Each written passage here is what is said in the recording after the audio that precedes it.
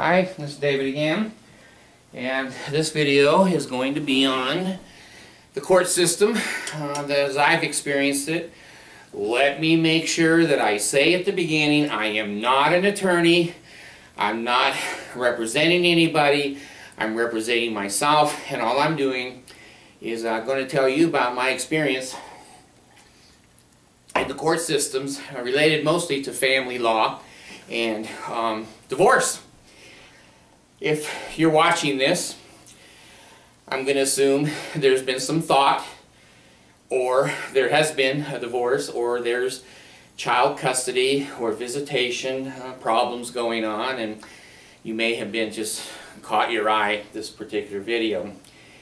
Okay, let me give you my qualifications. Number one, I have a master's degree from Northeastern State University in Tahlequah, Oklahoma, and I have postgraduate credits of 28 at Springfield College in Springfield, Mass, and I have 1 year of law school in Ventura, California. And the most important thing is I've been divorced 5 times. I know a little bit about annulment, and I know a lot about child custody and visitation and court costs and what to do and what not to do. And I'm going to share those things with you. If it helps you, great. If it doesn't, you're in a miserable spot in the first place, so, you know, I'm not going to make it more miserable. Let me tell you, I've been through the court systems, mostly in California and Utah, and that's basically my background right there. California is what we call an ADA, or ADA state, that anyone that has a law degree that went to an ADA law school can practice there, and Utah is not. You have to pass the Utah bar to practice in Utah. Let's start with the very beginning. You're fighting. Your standards may have changed. Your programs and morality and different things you're interested in life doesn't match your husband or your wife anymore. One of you may have had an affair. There's many reasons for divorce. Alcoholism, drug addiction, unemployment, poverty. Your parents going, you know, he or she was a bozo, I told you that years ago, and now you can move in with us and you live in the basement with 4 little kids, or if you're the husband, don't have custody, you can live in the basement, and but you can't bring your girlfriends in the house. So the beginning of divorce is psychological and emotional. You're divorced. The moment you start thinking about divorce in a serious mode, the court is, and the process is only in addition to what you've thought and what you've said. You're already divorced. You start to withdraw emotionally, mentally, and physically. You don't want to have sex with this person. You don't want to eat with this person. You don't want the kids playing with him. He or she's always screaming or yelling at the kids, and you don't approve of the way the other spouse is handling the kids. And then your in-laws are living with you, and the in-laws are saying, you know, she's a bitch and you should have never married her. She's a terrible housekeeper. Or I told you, he's drinking all the time, and that's why he doesn't have a job. So it's emotional and it's traumatizing. We all get married assuming that we're going to be happy, assuming that it's going to last, and assuming that when the kids come in, it's going to strengthen and make it a better place. We start to go from an apartment perhaps over to some kind of a rented house, 2 or 3 bedrooms, and then we eventually, hopefully, are doing well enough in our jobs. She may be working, he may be working, to purchase. And now you got to mow the lawn and paint the house and the other kinds of things. So to start with, I'm going to just tell you, as a counselor and a professional person who's dealt with a lot of divorces myself, but I have counseled also many people who are in the middle of a divorce or the beginning of a divorce. So it's emotional. And the girls will go to their mother, the girls will go to their girlfriends, and they'll all chatter together in a group and say, yeah, he is a bum. He's a bum. I support you. Yeah, I think it's a good idea. Kick him to the curb. Kick him to the curb. I never liked him anyway. The guys don't do that as much. They may get a drink or two with a close buddy and just say, you know, it ain't working out. But the buddy is going to do pretty much what the girlfriends do for the other girl. The buddy's going to say, well, you know, you gave her the best years of your life. You know, they're all the same, and they're just going to take advantage of you. And so both spouses tend to go to same gender people. The women go to a much bigger group and a much more powerful group. If her mom says, kick him to the curb, that's a pretty strong indication to a girl that she better get rid of her husband. And if her mom thinks he's bad, he's probably bad. And with the guys, we're a little more in the lonesome and in the dark, and many times we'll find ourselves in the arms of strange women and dating and trying to remind ourselves we're buff, we're not 80 pounds overweight, and our hair is still there, and of course we're smart, and we're only unemployed because our boss was such an asshole. Well, there's the beginning. Okay, it's starting to come apart. This video is basically on now. What are you going to expect? First of all, women, don't believe what your girlfriends say is going to happen. Every case is individual. And if 2 or 3 of them say, oh, you'll get the kids, and you'll get child support, and you'll get alimony, and you'll get the house and the car. Don't believe that shit. If you jump into a divorce as a woman, you better be sure you don't want to be married to that guy, because you are going to Mr. Povertyville. And the man, the same way. Oh, I got a good job. I'll just pay a couple of $100 a month for kids, and I'll get a girlfriend. She'll work. I won't even notice it. Bullshit. You're going to Povertyville. That's it. If you decide to get a divorce, your income is going to be dropped in half. Both of you. If you have a nice house, there's a good chance neither one of you is going to have a house at the end of a divorce. It'll be split. The money will be, the house will be sold, and the money will go to each person. Now, there's all kinds of aberrations. You may have special ed kids. You may have a disabled mother living with you. You may have some kind of a disability yourself. There are all kinds of factors that go into the divorce formula. Now, there's going to be factors you don't want to put in there. If you're a woman and you haven't worked for 12 years and all you've done is sit at home and eating bonbons and you're 800 pounds and watching TV, if you think you're going to get sympathy in the court, you're out of your mind. It ain't going to happen. You're going to have to get a job. Lose 100 pounds. Who's going to hire you when you're 400 pounds?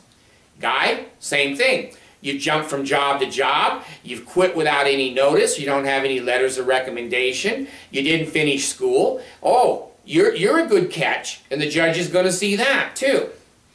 So the first thing everybody thinks about, getting an attorney. They got to get, and they always get the best attorney in town. The meanest guy, he always wins. That's shit. None of that's true. Some are better than others. Most are just plain damn ass poor. They don't know what the judge is going to say. Sometimes they go golfing with the judge. Sometimes they know the judge a little bit or graduated from the same law school. Yeah, they're going to be a little bit more partial to that attorney coming in. But they are going to look hard at how well the attorneys have prepared and the damn paperwork. I don't give a shit what you say in court. It's the paperwork. If you don't have proof, it ain't on paper, it never happened.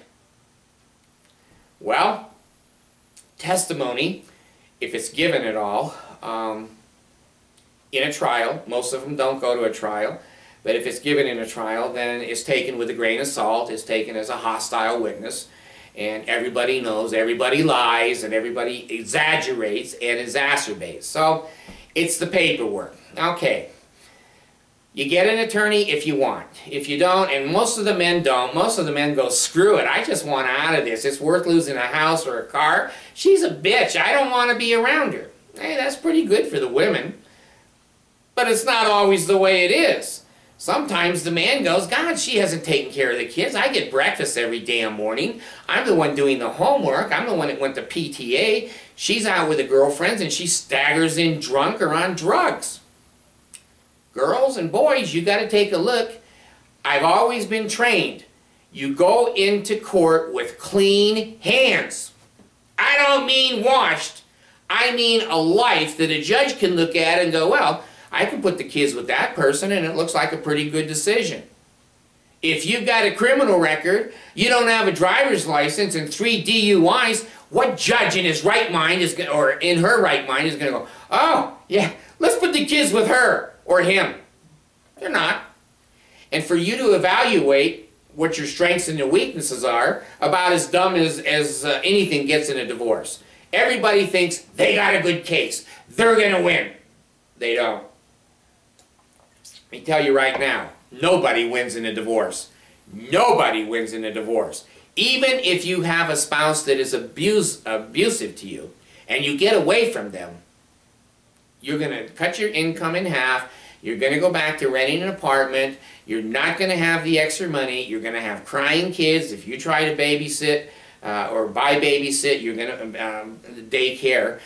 You're going to find out that you might be making $700–800 a week, and 4 of that's going for daycare. So what are you really making, and who's raising your kids? No one wins in a divorce. Look at my lips. No one is going to win. There's a chance you can just separate. There's a chance you can send her to her mother for 4 or 5 months, or a chance that you can get a job and you're going to live in a hotel for 4 or 5 months on the job, travel. Do it!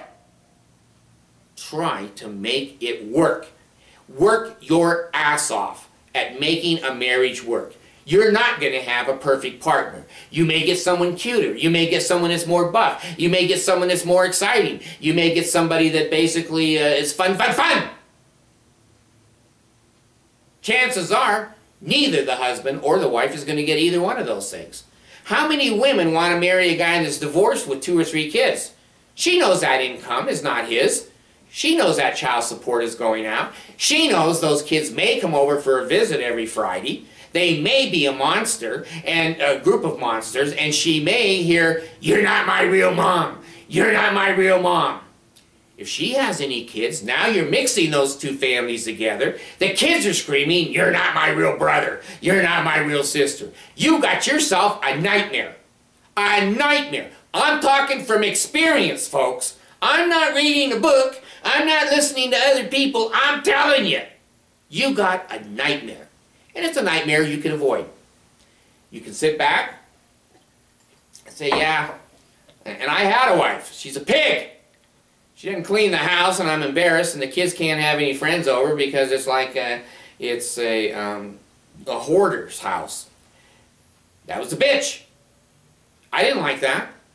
She put a dirty diaper in a brand new dryer that I bought her and baked the shit on the inside of the dryer. Never came off, and the house always smelled like shit when you came in if she was doing the laundry. We all get old. God, when I married her, perky little boobs. Now they're down to her knees. And she's got way too much junk in the trunk. Well, she gave birth to 3 or 4 of your damn kids. They took a toll on her body, you know.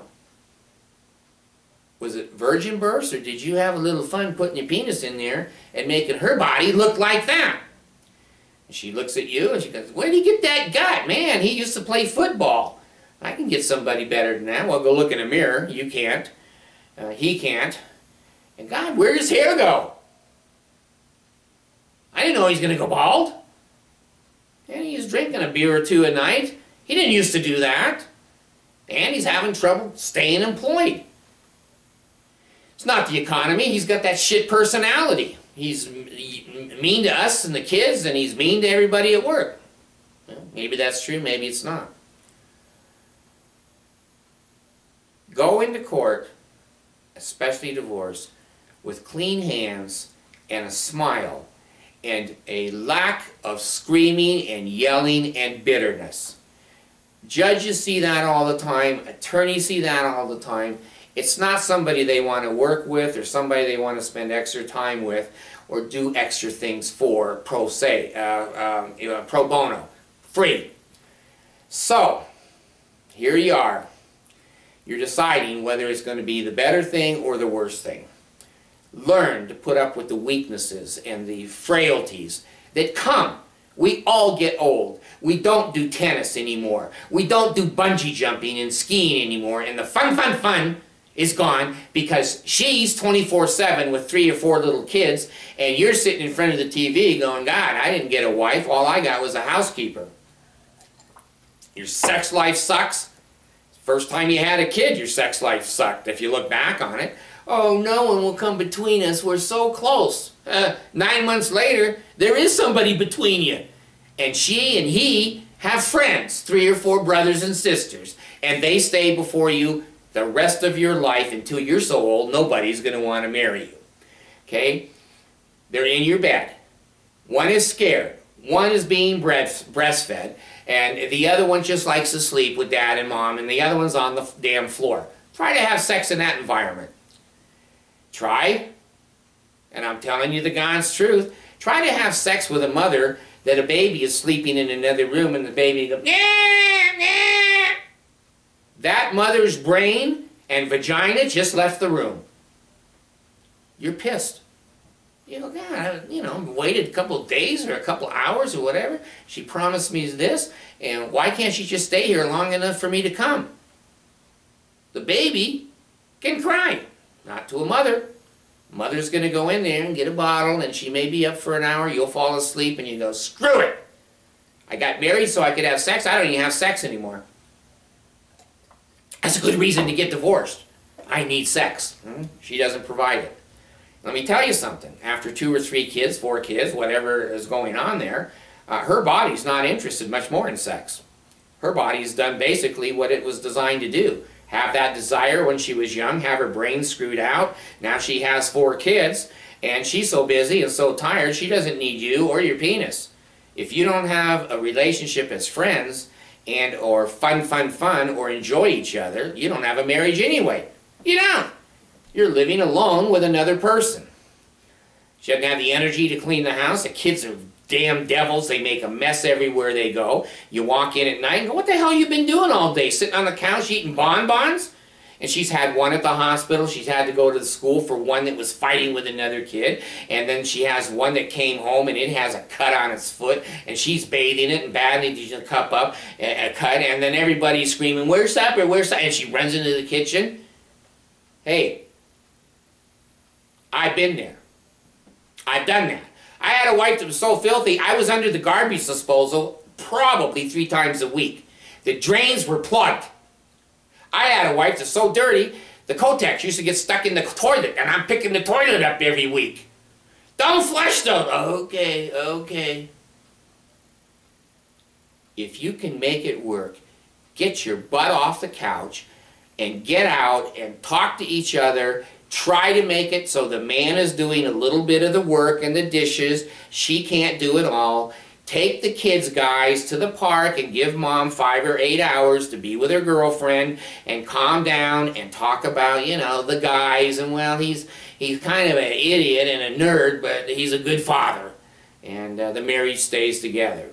So if you can make it work, I am telling you, as an old man and a young man, I've done it 5 damn times. Make it work. I don't like being poor. Every damn marriage, I had to work for a new car again. Every damn marriage, I had to find another new house again. Every damn marriage, I had to find another job again. And every damn marriage, the kids would come, and it'd be the same bullshit again. I thought it was me. A lot of my ex-wives do think it's me. Well, be that as it may. You can't work it out, you can't work it out. If you're being abused or, you know, if it's just terrible circumstances, I always made my decision on, am I going to be better off with her or without her, or with him or without him. Some parents stay together till the kids are raised because of the money and because of the house. Then they'll split because now they're both 48 or 50, and they can split. And let me tell you what to expect. The attorneys are going to want upfront money. Upfront. Well, I can make a $50 a month payment. Well, you can go get another attorney. I want $1,000 to $3,000 before you even come in here. And that's just a retainer. and I'm going to charge you $100 or $120 an hour all the time I'm doing paperwork and working on your case, and I'm going to be eating off of that $3,000. And when it's gone, then the bills are going to be coming to you. Do you understand that? Yeah. Am I going to win? Well, no one knows. If he says yes, he's lying to you. Both the mother and the father may get attorneys. Many times it's just the mother, and the father says, screw it, mentally I can't take it, I'm just out of here. Moves to another state or whatever, gives her jurisdiction, it's a default divorce, and he gets screwed.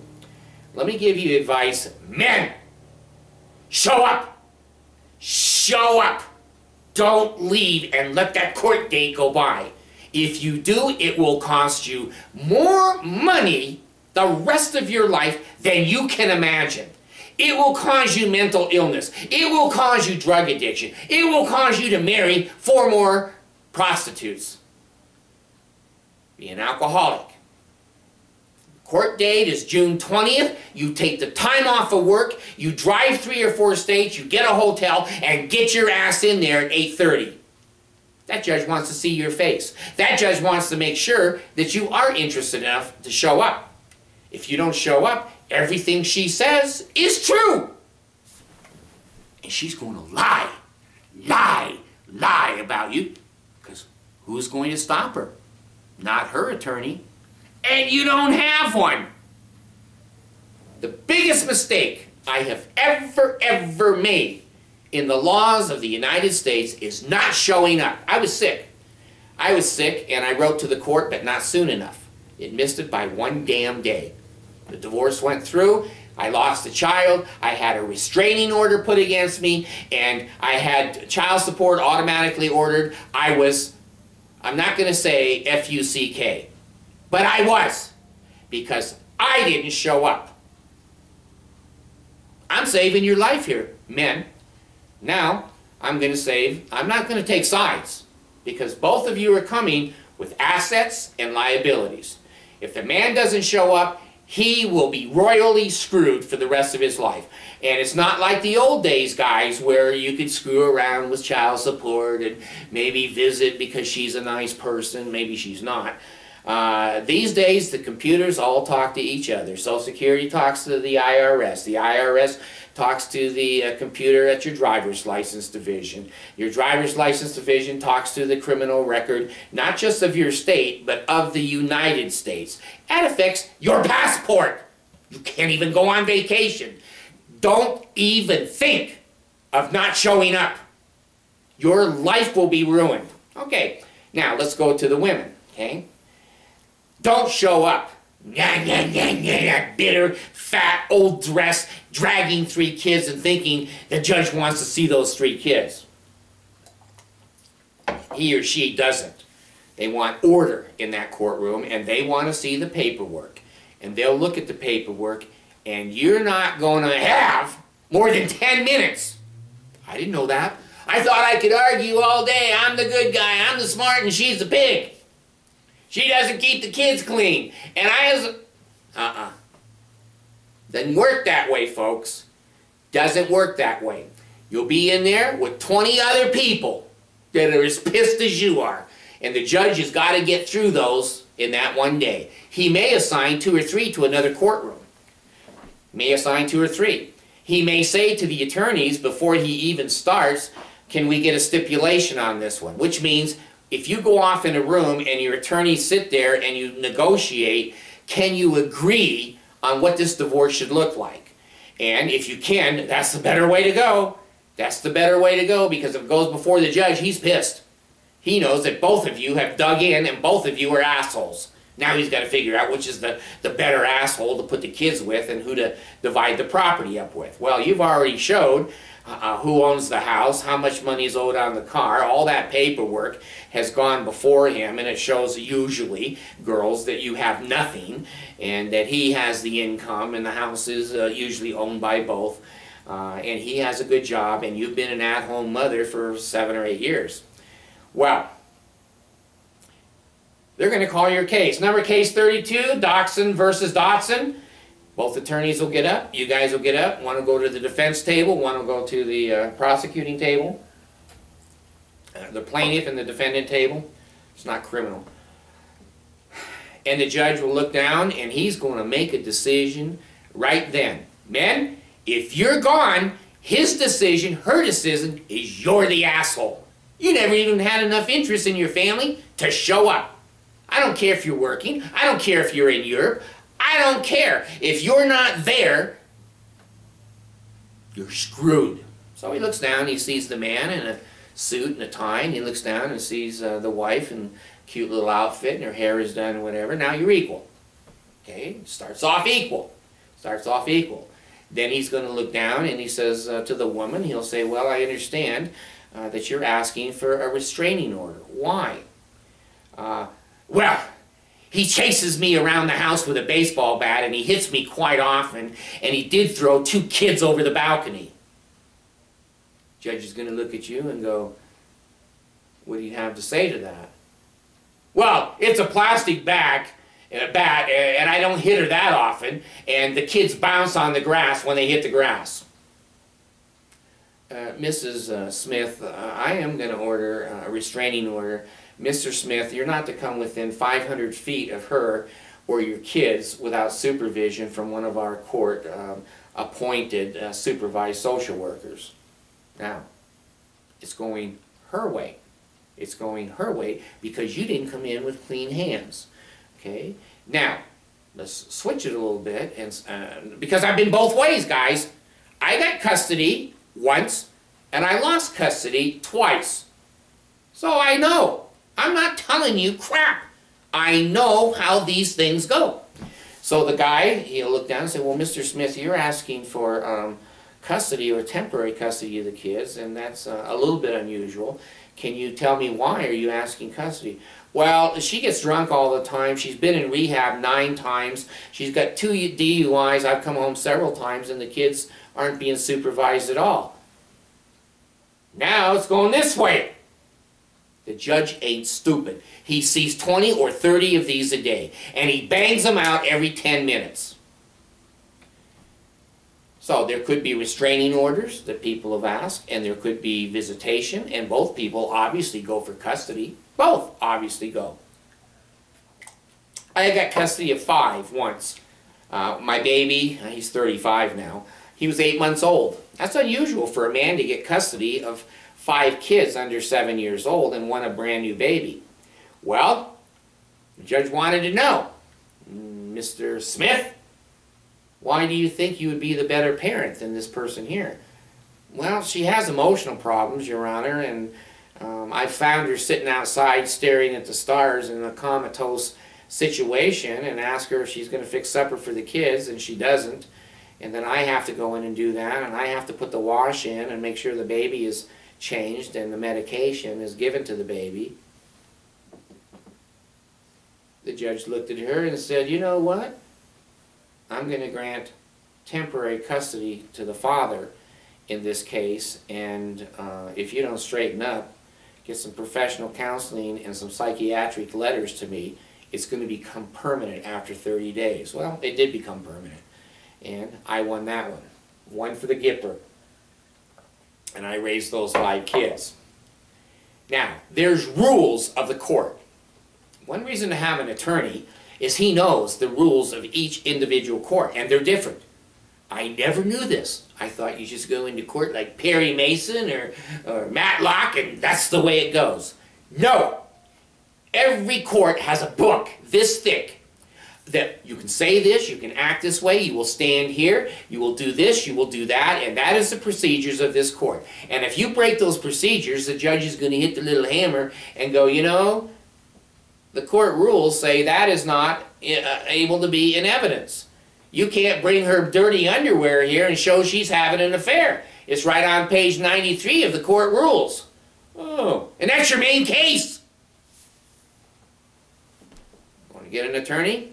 You better be able to afford $3,000 to $5,000, and those kinds of mistakes are not going to be made. Now, the other thing that's good with an attorney is that the judge trusts the attorneys, that they had to talk to you, and what the attorney is saying about you is probably true.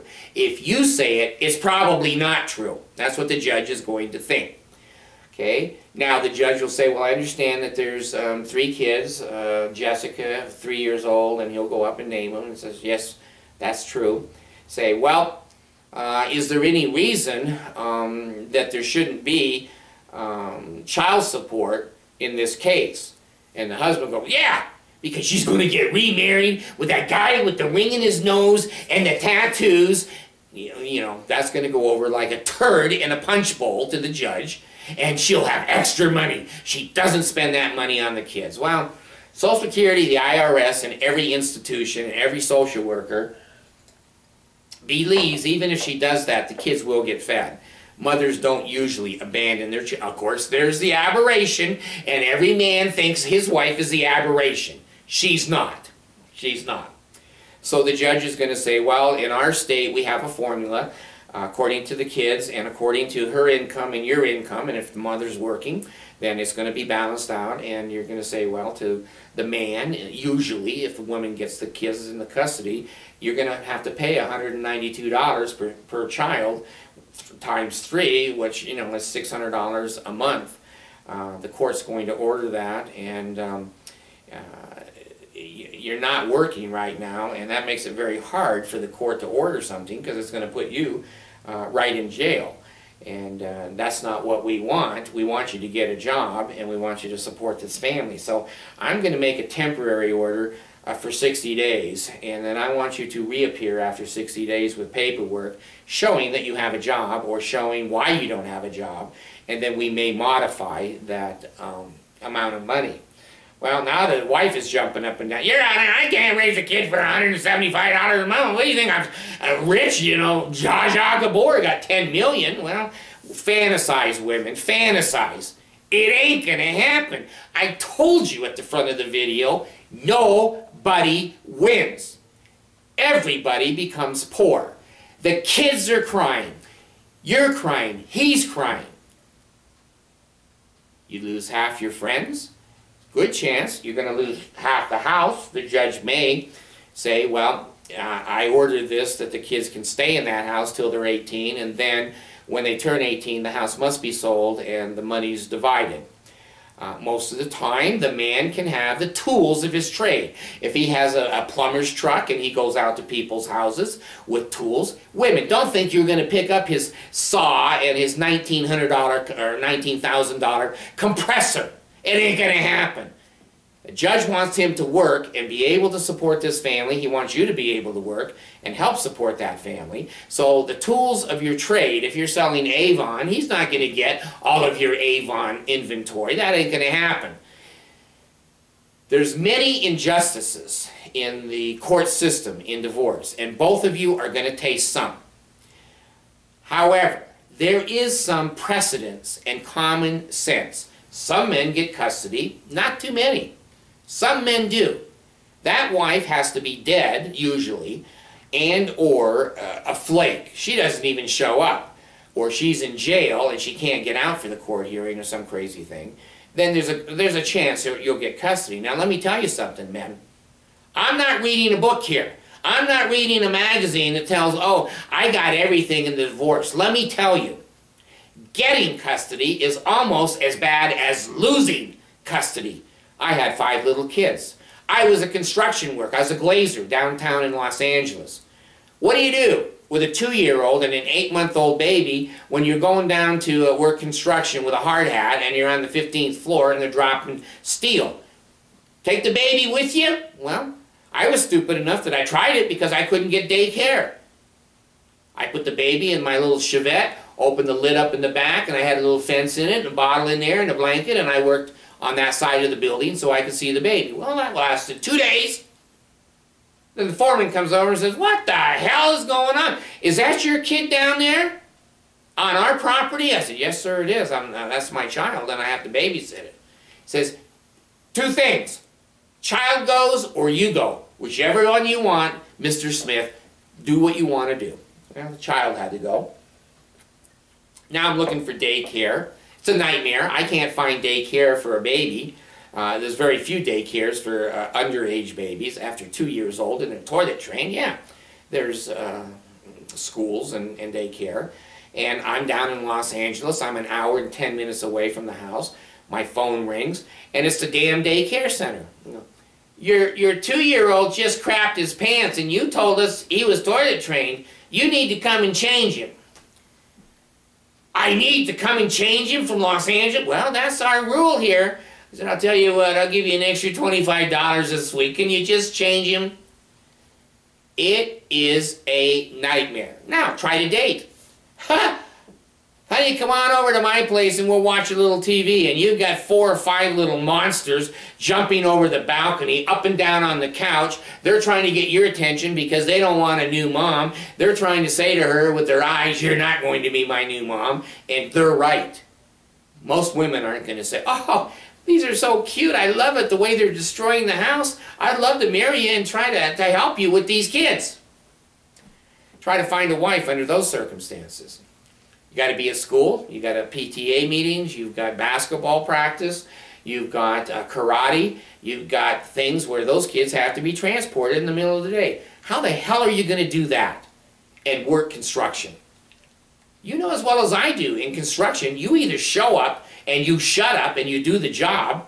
You don't go to a supervisor or a superintendent and go, listen, I got a PTA meeting today at 3:30 on 2 of my kids, and could I get off early? Yeah. They'll hand you your last check. You're off early right now. It's happened to me.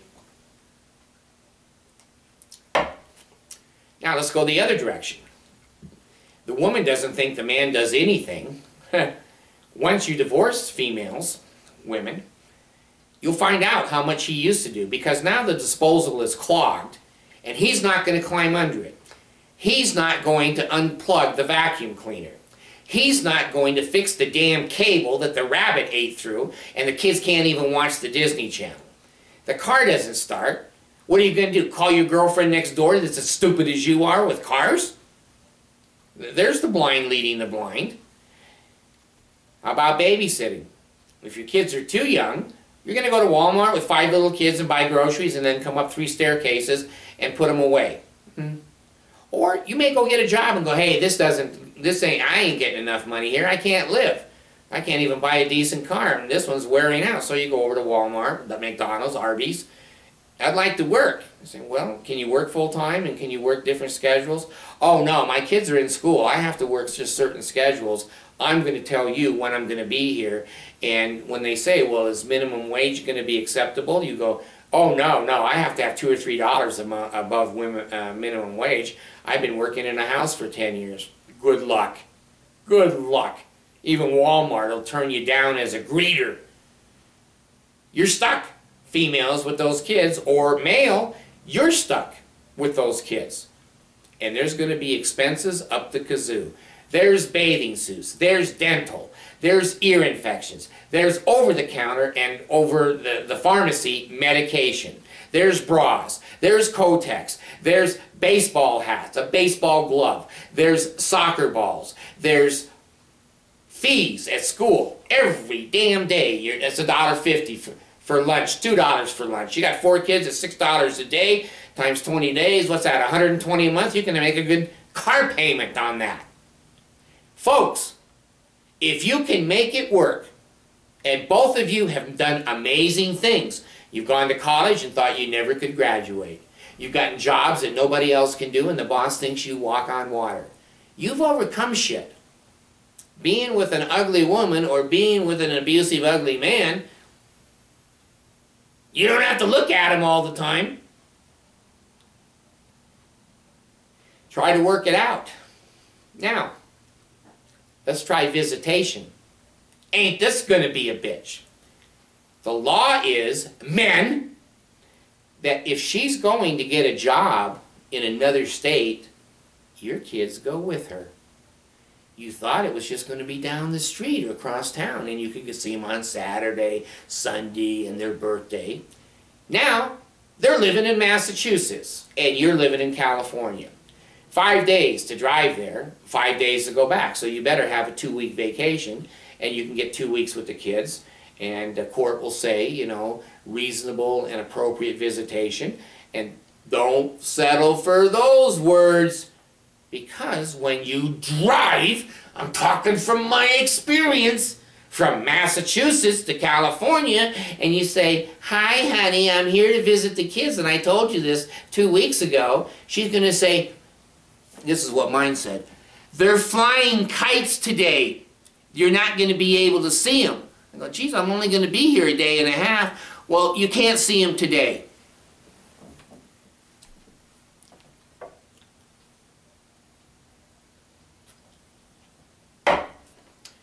Now, what do? Well, you can go up to her door and kick the shit out of it. Police will come, put your ass in jail. It's that simple. Now your visitation is turned into 60 days in the city or county jail for, you know, trespass and property damage. You can go next door to a girlfriend and say, "Hey, you know, Miss Smith there, I'm supposed to visit my kids, and you and I were kind of buddies before we got divorced. Could you go over and talk to her?" "No! You bastard, no! Get off my property." Oh, you got no friends anymore. Can't call her mother, can't call her dad, can't call her friends, can't see your kids, have no idea where the kids are. You didn't get any school pictures. You didn't have a right to school pictures. You go up on campus to get the school pictures. The principal will say, "Oh, by the way, Mr. Smith, you're not allowed to be on campus here. The divorce papers are basically indicating that there's a restraining order until the child is 8 or 10 years old. And I'm sorry, we can't give you pictures of your own children, even if you want to pay. And if your wife doesn't want you to have pictures, fuck you." Oh, excuse me, I try not to use that word in my videos, but I did, and I'm not going to edit it because I don't know how. So, you've driven all that way and tried to visit your kids. Doesn't work. So you go, "Oh, and I'm talking from experience. I'm moving to Massachusetts, where they live. Then I can visit my kids." Ha ha! You give up your job, you give up your house that had a pool, you give up your job, which you were doing very good in, you move into a strange community so you can see and visit your children. Okay, now you and your new wife have 2 or 3 kids yourself. So you go over to pick your kids up, and now you're in the same town. The police know you're supposed to be over there on Fridays, and that's mother is going to, you know, succumb, and she, "Okay, kids, go." Well, she's going to put rags on the kids, and you're going to go, "I bought those kids new clothes last visit, and I paid $600 a month. They look like Poverty City." They do. Because the mother knows a father's going to buy him new clothes. You're not going to take him to Walmart and over to McDonald's and they look like that. You're going to buy him new clothes. Mom knows that. She's not stupid. You are. Every visit, they're going to look like a ragamuffin. That's an old word. I don't know what a ragamuffin is, but I know it when I see it. So, you bring the kids home to your house, and your 3 kids go, "Yeah, 3 strangers." And your other 3 kids go, "God, those kids are spoiled, and they're obnoxious, and they're with my dad." Now you've got a new wife that goes, "What the hell is this? I have 3 kids, but now I have 6 every other weekend and on certain birthdays and holidays. Your kids don't act right. They're obnoxious. They hit my kids. We don't have a place for them to sleep." And he'll say, "Well, I don't want them sleeping on the carpet." And she'll say, "Well, you know, buy them a bed. They're not sleeping in the beds with my kids." Boy, you got a good deal in that divorce, didn't you? Try to make it work. Pretty soon, everybody's crying. Your new wife is crying, you're crying, the kids are crying from both families, and the mom who has to let those kids go, she's crying. At what price do we insist upon our rights? We gave up a lot of our rights when we signed those divorce papers. Some of it went our way, some of it didn't. What mom wants to be sitting home waiting for her kids to come back from a visit with dad, and the kids walk in with brand new clothes because he can afford it and he's a hero because he's a Disneyland dad and he takes them over to Disneyland every time he visits, and they say, "We have a new mom." Mom? If you don't think hell hath no fury, like a woman scorned, you don't know women.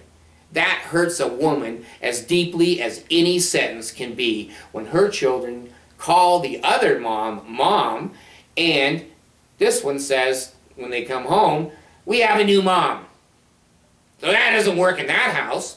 Let's see how it works in the other house. The new wife goes, well, I don't want these kids calling me Mom. I have my own kids, so when they're here, they're to call me Jenny. Now you go out skating and you got 3 kids going, Mom, Mom. You got 3 kids, Jenny, Jenny. And people are looking at you like, what the hell is going on there? They got 6 kids and 3 of them are calling the mother by the first name? Yes, that's exactly what's going on. Now, you get older and older. You're not going to be invited to graduation if you've lost custody of the kids. You're not going to know when the PTA meetings are. You're not going to know when your daughter is on the volleyball team that basically won the championship. You're not going to know when your son, has some kind of a great sports year and he's pictures in the paper. You're not going to know any of that stuff. And Mom, she's not going to be able to afford baseball suits and bats. She's going to have to go to the church or over to the Salvation Army or somewhere else because she doesn't have enough money to raise those kids.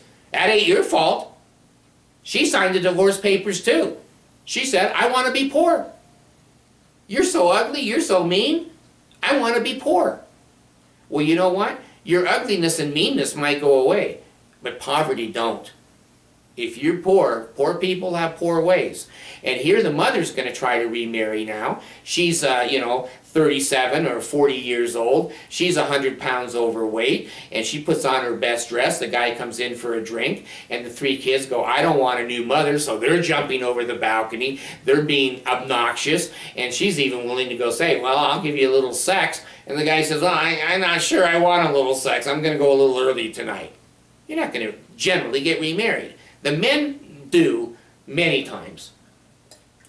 The women after 40, the statistics drop off like a cliff. Most women over 40 don't get remarried that have teenage kids and are living in poverty, and they're a cocktail waitress part-time. Ain't gonna happen. So let me conclude. I've done this 5 times. I'm a stupid person. I'm a stupid person. Don't do this. I could have stayed with every wife I divorced. I thought the grass was going to be greener. I thought I should have a perfect wife because I was perfect. And when I found out after being married to them, they farted and they clogged the toilet up sometimes and they were a regular human being like I was, I didn't think that was very feminine. I divorced them. Stupid. Stupid. 3 times. Stupid. If you can make it work, you get your ass in there and you talk. You either get a mediator or a father-in-law or a mother-in-law, somebody that can negotiate between the 2 of you, separate a little while so that the tensioness comes down a little bit and you both get a feeling of loneliness. And you're used to cuddling up to that person at night. You're used to being able to reach over and just touch them, and they're not there anymore. Welcome to divorce. It could be years and years, or the rest of your life, that nobody is there. Now, from what I've said, you got to look at your mate and say, it's worth it. I'm going to pay that price. I don't care what that guy on the camera says. I can pay that price. I got a good case. I know I'm going to get the, and I know it's going to be $2,000 a month child support, and I'll live like a queen. And the guy, hey, I'll get him because she's so dirty, and I'll just hire a little maid to take care of him, and then I can get a little on the side, and the kids aren't going to interfere with my life. Let me tell you as strongly as I can, if you can make that marriage work, even if you have to live in separate bedrooms, even if you don't have sex in that marriage, and maybe you can arrange with both each other that, what you do and what I do doesn't matter, whatever you can do to negotiate that marriage, to stay together, you will be blessed with your children having a mother and a father. The children know they're living in a broken home, but they're not coming from a broken home. Your 9-year-old doesn't have to get a paper route and throw papers in the morning before she goes to school so that she can have lunch at school. Don't do this to innocent people. You brought them into the world. You are both responsible for them, and the decision you make is going to affect the rest of their life. Sacrifice. You were the ones that got married. You were the ones that chose each other. You are the ones that tried to make this a marriage. Now live with it, or pay the consequences. And I'm telling you, the consequences are so expensive, you have no idea of the heartache and the financial, moral, spiritual, ego damage you're going to start to experience for years. Think about it. Thanks.